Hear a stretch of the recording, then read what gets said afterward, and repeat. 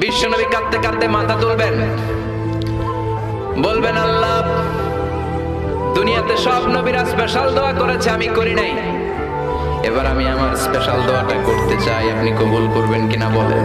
আল্লাহ বলবেন, নবী কি আপনার দোয়া বলেন?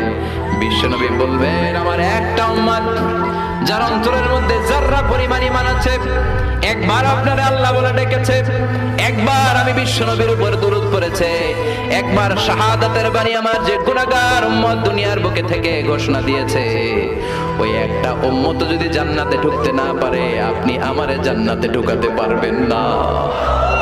আল্লাহ বলবেন, সাল তুতা, সাল সাল তুতা, ওয়াশফা তুশাফা, শাফাত করেন নবী করেন, যার জন্য দোয়া করবেন আমি কবুল করে নেব। দুনিয়াতে বিশ্বনবী কম কষ্ট সহ্য করে নাই। 3 বছর শিয়াবে আবি তালেবে জেল খেটেছে। কয় বছর? দুর্ভিক্ষের